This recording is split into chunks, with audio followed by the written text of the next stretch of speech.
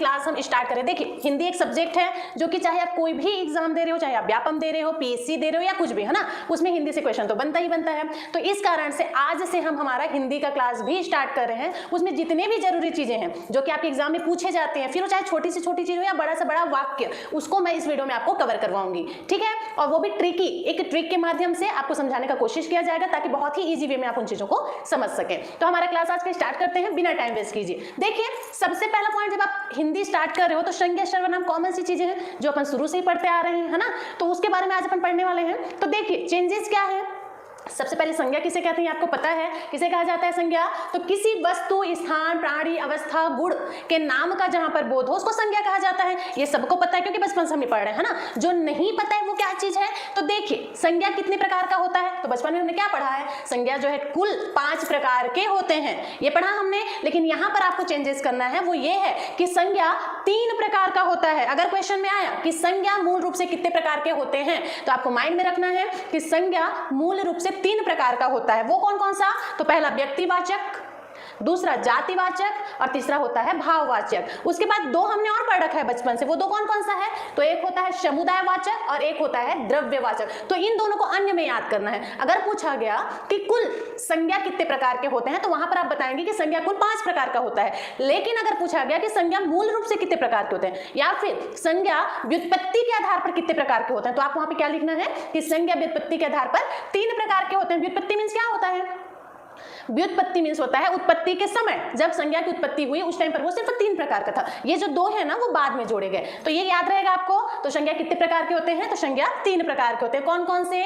भाववाचक, व्यक्तिवाचक और जातिवाचक। तो जो आज का हमारा क्लास है ना, ये इन तीनों के ऊपर ही डिपेंड करेगा। आपको मैं बहुत सारी चीजें आज सिखाने वाली हूँ जो कि आप लोग शायद कुछ लोग जानते होंगे और कुछ लोगों को नहीं पता होगा। तो जो जानते हैं उनको डीपली इस चीज का नॉलेज हो जाएगा, और जो नहीं जानते हैं वो आप बहुत ही अच्छे से आप जान जाएंगे। आज के वीडियो में संज्ञा आपका पूरा ही क्लियर हो जाएगा, ठीक। तो हमारा क्लास स्टार्ट करते हैं। देखिए सबसे पहले तो अपन संज्ञा का भेद देख लेते हैं। 5 भेद के बारे में देखेंगे।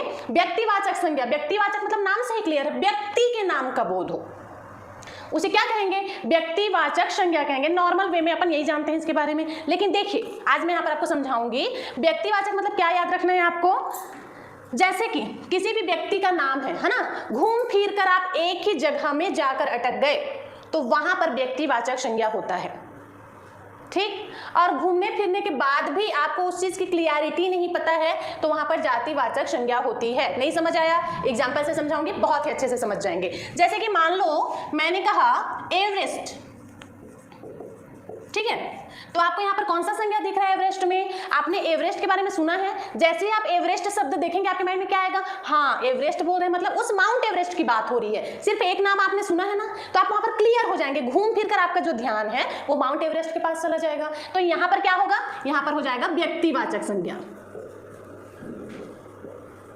और यहीं पर अगर मैं आपको पहाड़ दे दी, जैसे कि पहाड़, माउंट एवरेस्ट में एक पहाड़ है ना, अब यहाँ पर आप क्या सोचेंगे? पहाड़ है मतलब ये तो कोई सा भी पहाड़ हो सकता है। इसमें आपको क्लियर नहीं बताया गया कि माउंट एवरेस्ट की ही बात कर रहा है या मैकल पर्वत श्रेणी की बात कर रहा है या कंचनजंगा की बात कर रहा है। ये तो बस बोल दिया कि ये पहाड़ है। आपको यहाँ पर क्लियर हो रहा है कि किस पहाड़ के बारे में बोला गया है? नहीं क्लियर हो रहा है। तो बस जहां पर चीजें क्लियर ना हो तो वहां पर होती है जातिवाचक। समझ आया? अगर कोई भी शब्द देखने के बाद पूरी तरह से घूम फिर कर आप एक ही जगह में जाकर अटक जाए कि हाँ यहाँ पर बात किसके बारे में हो रही है, इसी के बारे में हो रही है, तो वहां पर व्यक्तिवाचक होता है। लेकिन अगर आप कोई ऐसा शब्द देख रहे हैं जिसमें आप कंफ्यूज हो गए, जैसे देखो यहाँ पे मान लो मैंने नदी दे दिया, ठीक है, अब आपको बोल दिया कि इसमें कौन सा संज्ञा है, तो नदी मतलब तो कोई सी भी नदी हो सकती है, गंगा हो सकती है, यमुना हो सकती है, ब्रह्मपुत्र हो सकती है। यहाँ पर क्लियर बताया गया है क्या? नहीं बताया गया। मतलब यहाँ पे कौन सा होगा? यहाँ पर होगा जातिवाचक संज्ञा। और यहीं पर अगर मैंने यमुना दे दिया तो आपको पता चल जाएगा यमुना मतलब हाँ उस यमुना नदी के बारे में हम बात कर रहे हैं। आ जाएगा माइंड में तुरंत। तो मतलब जो चीज तुरंत आपको पता चल जाए वो क्या होगा? यहाँ पर और कोई शब्द आएगा आपके माइंड में, आप यमुना देखेंगे तो सीधा क्या आएगा? यमुना नदी की बात हो रही है। और कुछ सोचेंगे आप? नहीं सोचेंगे। लेकिन वही अगर मैंने नदी दे दिया तो आप क्या सोचेंगे? कौन सी नदी के बारे में बात हो रही है? ये तो गंगा भी हो सकता है, यमुना भी हो सकता है, इंद्रावती भी हो सकती है, ऐसा चलेगा आपके माइंड में। लेकिन अगर आप यमुना देखेंगे तो आप गंगा ब्रह्मपुत्र के बारे में सोचेंगे क्या? नहीं सोचेंगे। आप सीधा क्या सोचेंगे कि ये यमुना नदी के बारे में बात हो रहा है। मतलब इसमें आप एकदम क्लियर हो जाओगे, एकदम श्योर हो जाओगे कि ये यमुना नदी के बारे में ही बोल रहा है। तो यहाँ पर कौन सा हो जाएगा? व्यक्तिवाचक संज्ञा हो जाएगा। तो चीजें समझ आ रही हैं आपको? जिस चीज में घूम फिर कर आप एक ही जगह में जाकर अटक जाएं, एकदम श्योर हो जाए कि हाँ बोला इसी के बारे में जा रहा है, तो वहां पर क्या होगा? व्यक्तिवाचक संज्ञा होगा। लेकिन आप कंफ्यूज है, वहां पर चीजें एकदम क्लियर नहीं बताई गई हैं आपको। जैसे मान लो रामायण, एक और एग्जांपल लेते हैं अपन, रामायण। तो जब आप रामायण नाम सुनेंगे तो आपके माइंड में क्या चलेगा? जब आप रामायण जैसे ही रामायण नाम सुनेंगे आपके दिमाग में चलेगा कि हाँ ये वही पुस्तक है जिसमें राम सीता के बारे में लिखा गया है। तुरंत आपके दिमाग में ये चीज चलेगा, तो आप यहाँ पर एकदम श्योर हो जाएंगे कि रामायण में तो राम सीता के बारे में ही लिखा गया है, श्री कृष्ण के बारे में उसमें नहीं लिखा गया है। तो ये क्या हो जाएगा? रामायण ये व्यक्तिवाचक संज्ञा हो जाएगा, क्योंकि आप यहाँ पर श्योर हैं। और यहीं पर अगर मैंने पुस्तक दे दिया, जैसे कि रामायण एक पुस्तक है, एक ग्रंथ है, वैसे अब मैंने पुस्तक दे दिया, तो आप यहाँ पर क्या सोचेंगे? पुस्तक दिया है मतलब क्लियर तो है नहीं कि किस पुस्तक के बारे में बात कर रही है, रामायण के बारे में किया जा रहा है या महाभारत के बारे में किया जा रहा है या फिर कोई बुक है जिसके बारे में बताया जा रहा है। सिर्फ बोल दिया कि पुस्तक, यहाँ पर आप श्योर नहीं है कि बोला किसके बारे में जा रहा है। तो यहाँ पर कौन सा हो जाएगा? यहाँ पर हो जाएगा आपका जातिवाचक। ठीक, तो इन चीजों को आपको एकदम ध्यान से पढ़ना है। अगर ये चीज आपको समझ आ गई तो अगर हिंदी में संज्ञा से रिलेटेड कोई भी क्वेश्चन आ रहा है तो आप बहुत ही आसानी से समझ जाएंगे। अब देखिए ये रहा आपका जातिवाचक और व्यक्तिवाचक, तो समझ आ गया। एक बार फिर से बताती हूँ, जातिवाचक मतलब आप उस चीज के बारे में श्योर नहीं है, एकदम उसके बारे में क्लियर नहीं किया गया कि बात इसके बारे में ही की जा रही है, वहां जातिवाचक है। लेकिन अगर व्यक्तिवाचक है तो उसमें क्या याद रखना? उसमें स्पष्ट रूप से घूम फिर कर आप एक ही जगह पे जाके अटक जाओगे कि ये इसी के बारे में बात किया जा रहा है। ठीक, इस वीडियो को लास्ट तक देखेंगे आप, क्योंकि अभी मैं सिर्फ छोटा छोटा चीज आपको बता रही हूँ कि व्यक्तिवाचक किसको कहते हैं, जातिवाचक। लास्ट में मैं एक वाक्यों के थ्रू आपको समझाऊंगी। जैसे एक लंबा सा सेंटेंस दे दिया कि राम एक लड़का है, या राम एक आदि मानव है, या राम किसी के साथ घूमने गया मंदिर में, तो इसमें कौन सा संज्ञा है? इस टाइप का जो सेंटेंस है वो भी इसी वीडियो में आपको कवर करवाऊंगी, इसलिए वीडियो लास्ट तक जरूर देखें ताकि जो संज्ञा है उसका एक ही बार वीडियो देखने में आपको क्लियर हो जाए। क्योंकि यहाँ से बच्चों क्वेश्चन बहुत ज्यादा बनता है ना, और जो अपन गलत करके आ जाते हैं सिर्फ इस गलत फहमी में कि हम तो संज्ञा बचपन से पढ़ रहे हैं, हमको तो संज्ञा के बारे में सब आता है, लेकिन ऐसा नहीं है। एक stage by stage upon class बढ़ते हैं ना, जैसे कि पहले अपन क्लास 1 में होंगे, फिर क्लास 2 में होंगे। जब आप क्लास 1 में जाओगे तो आपको संज्ञा तो पढ़ाया जाएगा, लेकिन संज्ञा का सिर्फ व्यक्तिवाचक चीज आपको पढ़ाया जाएगा, कोई व्यक्ति का नाम दे दिया जाएगा, फिर व्यक्तिवाचक संज्ञा पढ़ाया जाएगा। लेकिन उसके बाद जब आप क्लास 2 में जाएंगे तो आपको भाववाचक संज्ञा भी बताया जाएगा, जहां पर प्रेम, करुणा, दया के बारे में वही होता है, बस धीरे धीरे स्टेप बाय स्टेप आगे बढ़ा जाता है। ठीक है, तो आपने जो बचपन से पढ़ा वो एक संज्ञा का स्टेप था, लेकिन अब जो आप पढ़ेंगे वो आपके एग्जाम के लिए इंपॉर्टेंट होगा, उन चीजों को आपको पढ़ना है। तो वही है संज्ञा। धीरे धीरे जिन चीजों के बारे में आपको नॉलेज नहीं है उसको भी इस वीडियो में क्लियर करवाया जाएगा। देखिए संज्ञा पढ़ रहे हैं ना, तो यहाँ से एक चीज आपको याद रखना है कि संज्ञा में जो सबसे इंपॉर्टेंट होता है वो होता है भाववाचक संज्ञा। अधिकतर क्वेश्चन में भाववाचक संज्ञा से क्वेश्चन पूछे जाते हैं। जैसे कि मानव है ना, तो मानव को भाववाचक संज्ञा में बदलिए तो हो जाएगा मानवता, या फिर कोई क्वेश्चन उठा के दे देगा जैसे कि मानवता ही दे दिया और आपसे पूछा जाएगा कि मानवता में किस प्रकार का संज्ञा है, तो आपको वहां पर याद रखना पड़ेगा कि मानवता में भाववाचक संज्ञा है। क्लियर? तो भाववाचक संज्ञा बहुत ही अच्छे से आपको समझना है। उसके साथ साथ जातिवाचक और व्यक्तिवाचक, इसका भी नॉलेज आपको हो गया कि किस टाइप से क्वेश्चन पूछा जाता है। जातिवाचक मतलब जिसके बारे में आपको क्लियर नहीं बताया गया है। जैसे देखो मान लो यहाँ पर रावण दे दिया है ना, तो आपको ये पता है कि रावण कौन है, रावण लंका में जो राज्य किया करता था वो रावण है, तो आप बहुत ही आसानी से समझ जाएंगे हाँ रावण है, मतलब ये व्यक्तिवाचक संज्ञा। वहीं पर अगर आपको रावणों ऐसा दे दिया, फिर आप क्या करेंगे? इसको भी आप व्यक्तिवाचक करके आ जाएंगे, क्योंकि रावणों लिखा है ना, मतलब तो रावण ही हुआ, और रावण तो एक ही है जो लंका में, तो वो गलत हो जाएगा आपका। यहाँ पर रावणों बोला गया है, मतलब क्या उस रावण के बारे में नहीं बात हो रहा है, यहाँ पर बताया जा रहा है कि रावण के समान और भी लोग हैं जिसको रावणों कहा गया है। क्लियर है? तो यहाँ पर जातिवाचक हो जाएगा। तो इन्हीं चीजों को आपको समझना है। ठीक, देखिए सबसे पहले मैं क्या बता रही थी, संज्ञा का भेद, उसमें व्यक्तिवाचक संज्ञा समझ आया किस प्रकार से व्यक्तिवाचक संज्ञा को समझना है आपको। विशेष व्यक्ति वस्तु स्थान का बोध कराने वाले शब्द को व्यक्तिवाचक कहते हैं, ये नॉर्मल वे में अपने को पता है, एक परिभाषा। लेकिन अगर क्वेश्चन में आया तो आपको किस टाइप से देख करके समझना है, ये चीज क्लियर हो गई। दूसरा है हमारा जातिवाचक, मतलब संपूर्ण जाति वाला, जैसे कि मानव संपूर्ण एक जाति है, महिला एक जाति है, कुत्ता एक जाति है, पेड़ एक जाति है, पक्षी एक जाति होता है, पक्षियों का एक समूह होता है क्योंकि अलग से, तो वही बताया जा रहा है। ठीक, लेकिन जिस तरीके से मैंने समझाया वही आपको याद रखना है। व्यक्तिवाचक मतलब क्या, जिसके बारे में क्लियर कर दिया जाए आपको कि हाँ हम इसी के बारे में बात करें। व्यक्ति है मतलब ये नहीं कि वो व्यक्ति ही हो। ठीक, जैसे मान लो दे दिया एग्जांपल में आगरा में ताजमहल है, तो वहां पर आपको क्लियर हो रहा है कि जो आगरा के बारे में चर्चा किया जा रहा है, तो आगरा तो बस वही है जो कि आगरा है, ये आपके माइंड में आ जाएगा। हाँ, तो यहाँ पर आगरा क्या हो जाएगा, वो भी व्यक्तिवाचक हो जाएगा। ठीक। और वहीं पर ताजमहल, ताजमहल के बारे में आपने और कहीं सुना है? सिर्फ एक ही ताजमहल आप जानते हैं, तो ताजमहल भी वहां पर व्यक्तिवाचक हो जाएगा। ठीक। जैसे कुतुब मीनार दे दिया, तो कुतुब मीनार जैसे ही नाम सुनेंगे आपके माइंड में क्या आएगा? ये दिल्ली के कुतुब मीनार के बारे में बात हो रही है, मतलब आप एकदम श्योर हो जाएंगे। तो जहां आप श्योर हो गए वहां पर आपको व्यक्तिवाचक टिक करके आ जाना है। और जहां पर क्लियर नहीं बताया गया है चीजों के बारे में, जैसे कि मैंने पर्वत बताया था, अगर माउंट एवरेस्ट देगा तो आपके माइंड में और कोई पर्वत का नाम नहीं आएगा, सिर्फ माउंट एवरेस्ट देखोगे आप उसको व्यक्तिवाचक कर दोगे। लेकिन अगर पर्वत दे दिया तो आप कंफ्यूज हो जाएंगे कि किस पर्वत के बारे में बताया गया, तो वहां पर जातिवाचक हो जाएगा। क्लियर है? अब देखेंगे भाववाचक संज्ञा के बारे में। तो भाववाचक संज्ञा के बारे में अगर बात हुई, मतलब आप क्या समझेंगे? भाववाचक मीन्स ये सिर्फ एक महसूस करने वाला चीज होता है। भाववाचक का जहां नाम आ गया तो आपको याद रखना है, ये सिर्फ महसूस करने वाला चीज होता है, उसको भाववाचक कहते हैं। जैसे कि प्रेम, आप देख सकते हो प्रेम को क्या? उसको सिर्फ आप फील कर सकते हो कि कौन आपसे प्रेम कर रहा है। आपकी मम्मी आपसे प्रेम करती है कि नहीं, आपके पापा आपसे प्रेम करते हैं कि नहीं, ये आप उनके बिहेवियर से महसूस करते हैं, ये दिखने वाला चीज नहीं होता है ना। तो वही भाववाचक है। जैसे कोई घृणा है, अगर आपसे कोई घृणा करता है तो सिर्फ उसका बिहेवियर देखकर आप समझ जाएंगे कि वो मुझसे बहुत घृणा करता है। वो दिखता है क्या आपको? नहीं दिखता। सुनाई देता है क्या? नहीं देता, लेकिन आप उसको महसूस करते हैं। तो जहां पर जो भाववाचक संज्ञा आ गया मतलब महसूस करने वाली चीज हो गई। क्लियर है? तो भाववाचक के बारे में एक चीज और आपको क्या याद रखना है कि देखिए, इसका परिभाषा तो आपको याद होगा, पदार्थों की अवस्था, गुण, दोष, धर्म आदि को भाववाचक, ये मत याद कीजिए आप, जो मैं बता रही हूँ सिर्फ उतना याद कीजिए आप। जैसे कि दया, प्रेम, करुणा, ये फीलिंग वाली चीज होती है ना। इसके अलावा भाववाचक में आपको क्या याद रखना है? तो देखिए, जिस भी शब्द के अंत में पन, त्व और ता आए वहां भाववाचक संज्ञा होता है। सिर्फ यही नहीं है जरूरी, है ना, इसके अलावा और भी बहुत सारी चीजें आती हैं, लेकिन स्पेशली जो पूछा जाता है वो ये तीनों होती हैं। पन हो गया, त्वा हो गया, ता हो गया। इसके अलावा एक पॉइंट आपको और क्या याद रखना है? एक पॉइंट आपको ये याद रखना है कि अगर भाववाचक संज्ञा क्वेश्चन में आया है तो आपको उसमें प्रत्यय ढूंढना है। जिस भी शब्द के अंत में अगर प्रत्यय दिख गया तो आप वहां पर टिक करके आ जाएंगे कि यह भाववाचक संज्ञा है। मैं जो बोल रही हूं एकदम ध्यान से सुनेंगे और समझेंगे। एक्स्ट्रा माइंड नहीं लगाना है आपको कि मैडम क्या बोल रही हैं, सिर्फ जितना मैं बोल रही हूं उसको सुनिए। उसके बाद हिंदी का कोई भी ऑब्जेक्टिव बुक निकालिए, अगर चाहिए तो आप मेरा पीडीएफ परचेस कर सकते हैं। उसमें क्या है, मेरे जो पीडीएफ है उसमें मैंने तो थ्योरी लिखा ही हुआ है, हर एक चीज को डिटेल से एक्सप्लेन किया हुआ है, प्लस आपके लिए वहां पर ऑब्जेक्टिव की भी सुविधा है। आप वहां पर कोई सा भी ऑब्जेक्टिव लगा सकते हैं। अगर पीडीएफ आप लेते हैं उसमें एक ऑब्जेक्टिव का ग्रुप ही मिलेगा आपको, तो वहां से चीजें आप बहुत आसानी से समझ सकते हैं। अगर आपके पास समय है तो वीडियो देखकर आप नोट्स बनाइए, लेकिन और बेहतर से चाहते हैं तो आप हमारा पीडीएफ ले सकते हैं, वहां से चीजें बहुत ही अच्छे तरीके से आपको समझ आ जाएंगे।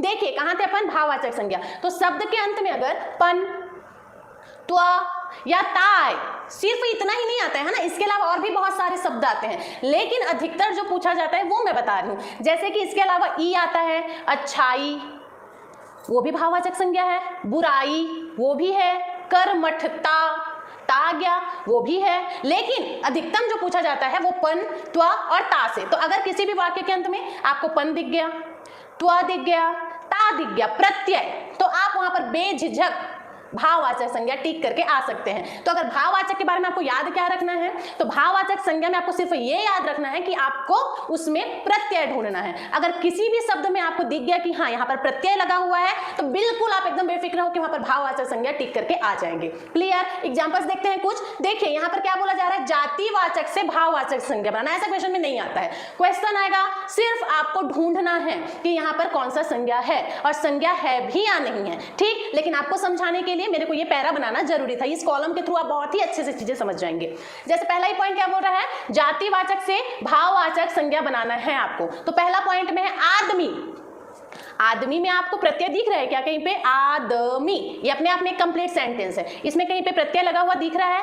नहीं दिख रहा है। तो अब इसको आपको भाववाचक बनाना है, तो उसके लिए मैंने क्या बताया, अगर भाववाचक बनाना है तो उसमें आपको प्रत्यय देखना है, प्रत्यय ढूंढना है या फिर प्रत्यय लगाना है। तो आदमी को जब भाववाचक अपन बनाएंगे तो वो कैसे बनेगा, तो आदमी में अगर हम कोई प्रत्यय लगा दें तब वो भाववाचक बन जाएगा। तो अब आप सोचो कि आदमी में ऐसा क्या शब्द हम लगाएं कि वो भाववाचक बन जाए। तो आदमी में हम लगाएंगे यत, तो वो हो जाएगा आदमीयत। जैसे देखिए आदमी यहाँ पर दिख रहा है आपको, आदमी में कोई आपको प्रत्यय दिख रहा है क्या?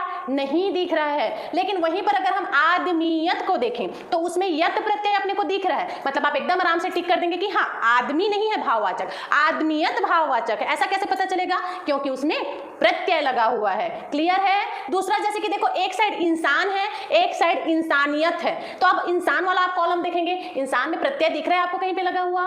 नहीं दिख रहा है। लेकिन वहीं अगर हम इंसानियत को देखें तू पहन के देख। नाइस।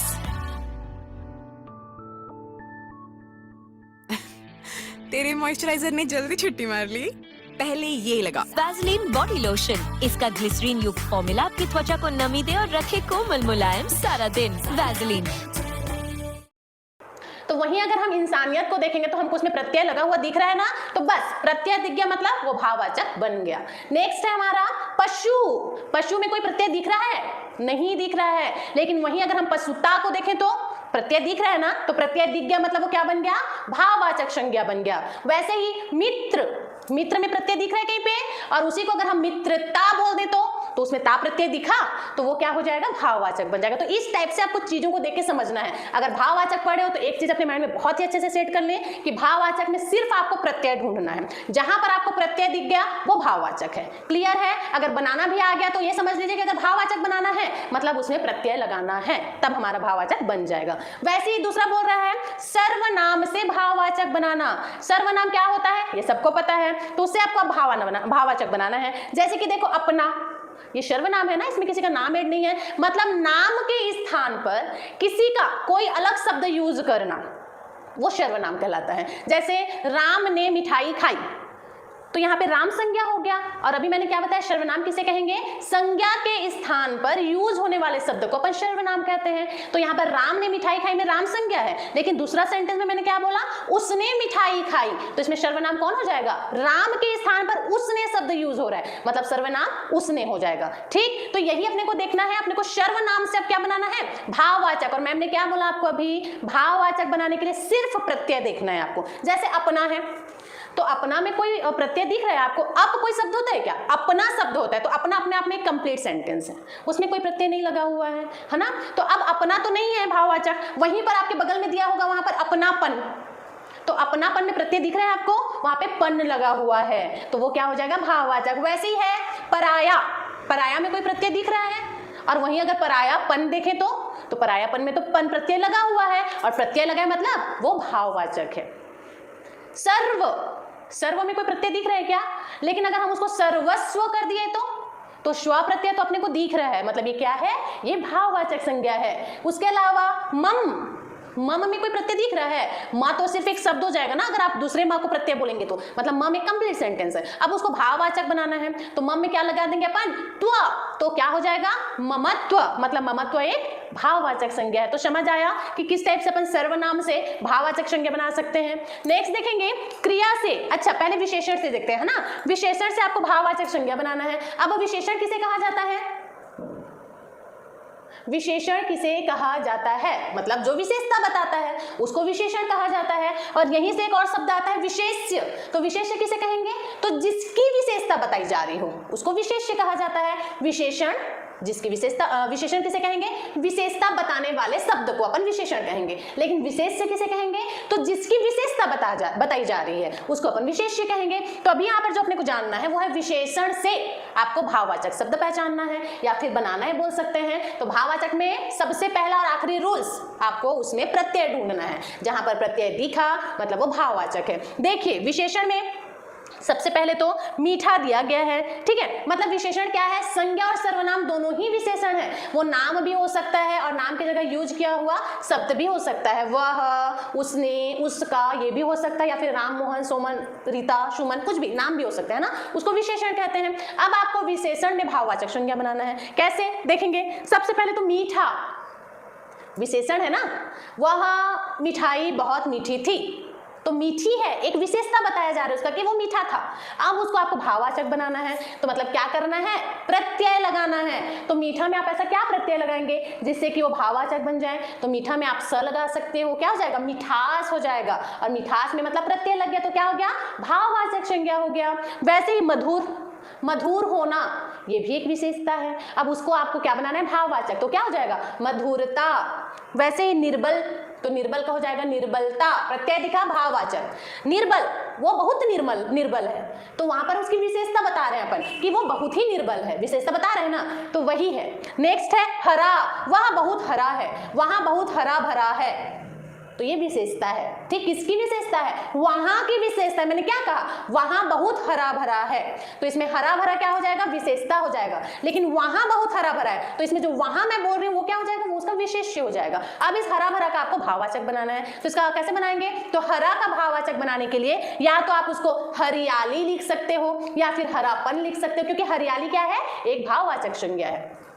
निपुण, निपुण वो हर काम में निपुण है, विशेषता बता रहे हैं अपन। अब इसको आपको भाववाचक बनाना है, तो उसके लिए क्या करना पड़ेगा? प्रत्यय लगाना पड़ेगा। तो निपुण में क्या प्रत्यय लगाएंगे? ता, प्रत्यय लग गया मतलब ये भाववाचक हो गया। तो क्लियर हुआ विशेषण से किस प्रकार से भाववाचक संज्ञा बनाया जा रहा है। ठीक, ऐसे ही अब अपन देखेंगे क्रिया से भाववाचक संज्ञा बनाना। क्रिया मतलब क्या होता है? क्रिया मतलब हर वो चीज जो आप करते हैं, तो करना को क्रिया कहा जाता है। अभी क्या हो सकता है? जैसे खाना पीना, नाचना गाना, सोना, हर एक चीज जो आप करते हो उसको अपन क्रिया कहते हैं। अब देखिए क्रिया को भाववाचक संज्ञा में आपको कन्वर्ट करना है, जैसे कि खेलना, खेलना एक क्रिया है। अब उसको आपको क्या करना है?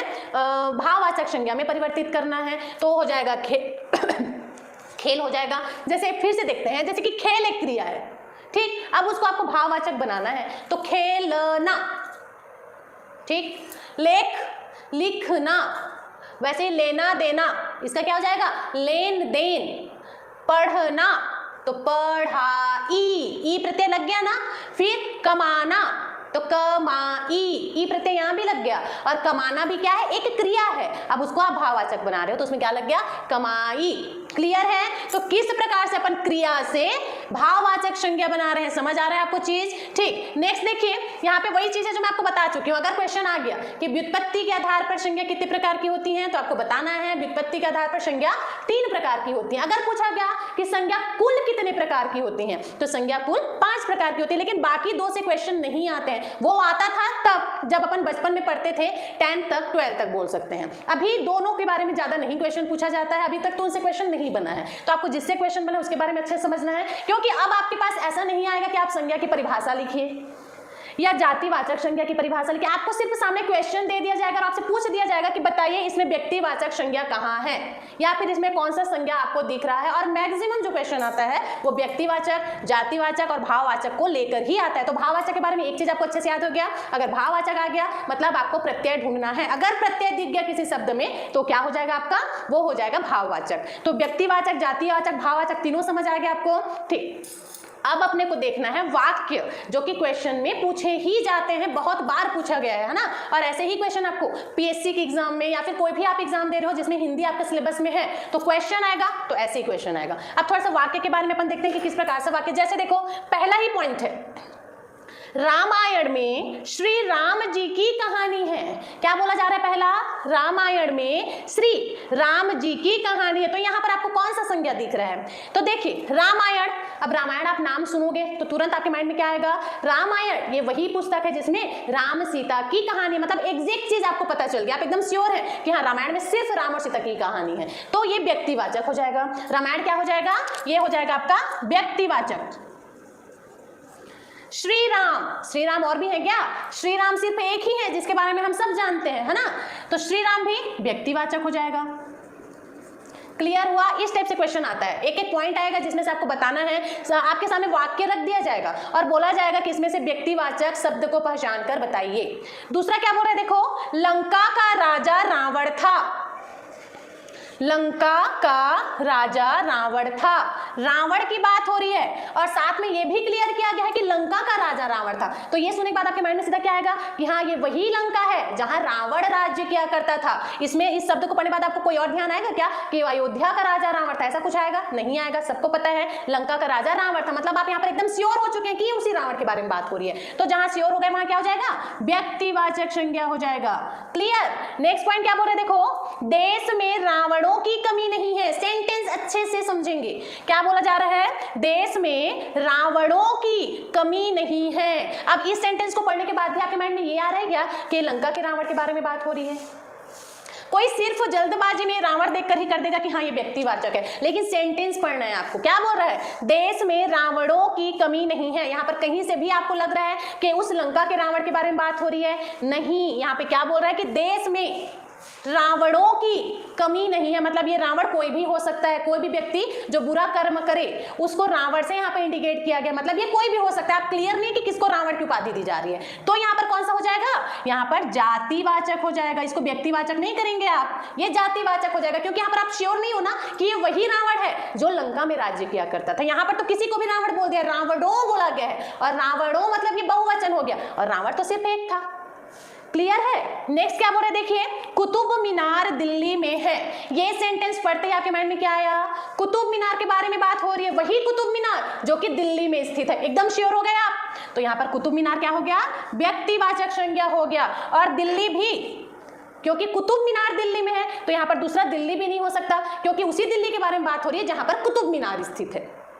तो यहां पर भी अपन श्योर हैं, तो ये भी व्यक्तिवाचक संज्ञा हो गया।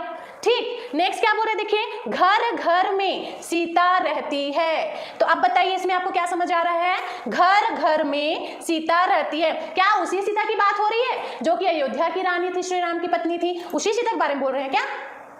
अगर उसके बारे में बोल रहे हैं तो सीता तो एक थी भाई, श्री राम की पत्नी थी, तो वो तो अयोध्या में रहेगी ना जहां उनके स्वामी रहते हैं, वो सबके घर में क्यों रहने जाएगी? अगर यहाँ पे दिया रहता कि श्री राम की पत्नी सीता अयोध्या में रहती है, तब बेशक हम वहां पर व्यक्तिवाचक लगाते, लेकिन यहाँ पे क्या बोला जा रहा है, घर घर में सीता रहती है। क्लियर नहीं हो रहा है कि किस सीता के बारे में बोला जा रहा है, तो यहाँ क्या हो जाएगा, जातिवाचक हो जाएगा। समझ आ रहा है चीजें आपको, बस वही है। नेक्स्ट क्या बोल रहे हैं, देखिए, हरिश्चंद्र एक सत्यवादी राजा था। अब यहाँ पर क्लियर हो गया, क्या बोला जा रहा है, हरिश्चंद्र एक सत्यवादी राजा था, मतलब हरिश्चंद्र सिर्फ एक जो कि सत्यवादी था, हमने सुना हुआ है उसके बारे में। तो अब यहाँ क्या हो जाएगा, जो हरिश्चंद्र है वो व्यक्तिवाचक संज्ञा हो जाएगा। ठीक, या अगर यहाँ पे क्वेश्चन रहता कि आजकल घर घर में हरिश्चंद्र रहते हैं, तो वहां पर वो जातिवाचक हो जाता, ना कि व्यक्तिवाचक, क्योंकि यहाँ पर राजा हरिश्चंद्र की बात नहीं हो रही है जो कि सत्यवादी थे। यहाँ पर हरिश्चंद्र की उपाधि दी गई है बाकी व्यक्तियों को, लेकिन किसको दी गई है उसकी उपाधि ये क्लियर नहीं किया गया है, तो वहां पर जातिवाचक हो जाता। लेकिन यहां तो क्लियर है ना, हरिश्चंद्र एक सत्यवादी राजा था। ठीक है, नेक्स्ट क्या बोल रहा है, आज भी, देखिए जो मैंने एग्जांपल बताया वो यहां पे लिखा हुआ है, आज भी हरिश्चंद्र जैसे लोग रहते हैं। अब यहां पर क्वेश्चन पढ़ो, सेंटेंस पढ़ो, क्या बोल रहा है, आज भी हरिश्चंद्र जैसे लोग रहते हैं। मतलब यहां हरिश्चंद्र क्या व्यक्तिवाचक होगा?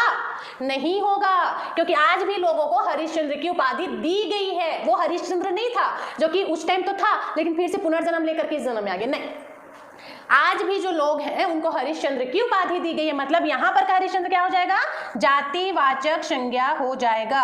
तो ये था अपना क्लास, आई होप आपको समझ आया होगा। व्यक्तिवाचक, जातिवाचक और भाव